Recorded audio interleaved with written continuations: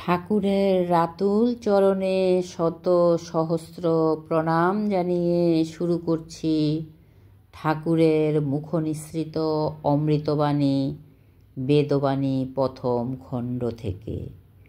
যাহা হয় প্রারব্ধ ভোগ, তজ্জন্য কোনো চিন্তা করিতে নাই।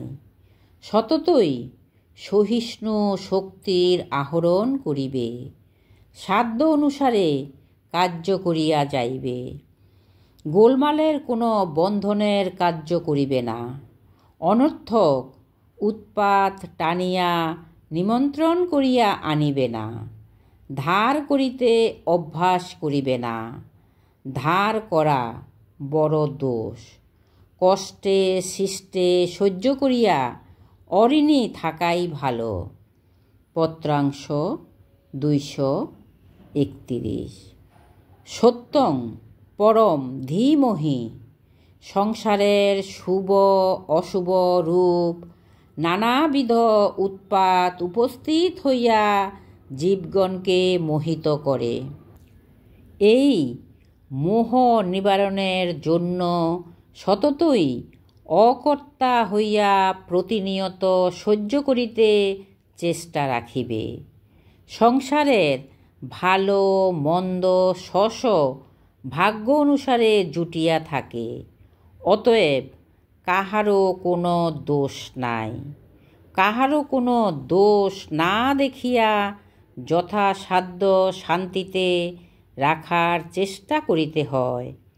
শেষে ভাগ্যে যাহা আছে ফলিবে।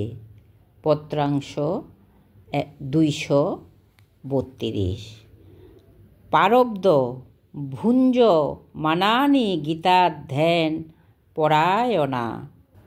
অতএব ভাগ্যে যাহা যখন ঘটিবে তাহা ভোগ ভিন্ন ক্ষয় হইতে পারে না। পত্রাংশ 233। সংসারের বিবরে প্রবেশ করিলে সর্বদাই ধৈর্যবান ধারণ করিতে হয়। এই ক্ষেত্রে কেবল অহংকারাদি বিবর্তন রসে বদ্ধন হইয়া পড়ে। নানান উপদ্রব সহ্য করিতে চেষ্টা করাই ধর্ম। জপ তপস্যাদি কিছুই করিতে হয় না। স্ত্রী পুত্রাদি ভরণ পোষণে যত্নশীল হইয়া অনাসক্তভাবে নির্মল জ্ঞান লাভ করিতে পারে। স্ত্রী পুত্রাদির মধ্যেও ভগবান সাম্যক রূপে বিরাজমান। কেবল বর্তমানে মর্কট বৈরাগ্য লালসায় পন্থহারা হইয়া বিপদ গতিতে সুখ দুঃখকর সমুদ্র পারবর্তী রাবণের পুরী অশোকবনে বন্দী হয়। কোনো কিছুরই প্রতি দিকপাত না করিয়া নিরপেক্ষভাবে স্ত্রী পুত্রাদির ভরণ পোষণে তৃপ্তিদানে তৃপ্তি লাভে ভগবানকে প্রাপ্ত হয়। পত্রাংশ 234।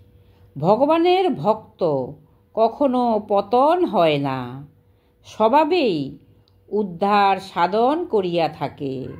যথাশক্তি নিত্য কর্ম অনুষ্ঠান করিয়া যাইতে যাইতে পরম দেবী প্রণয় সূত্রে ভগবানে বদ্ধ হইয়া যায়, সংশয় নাই।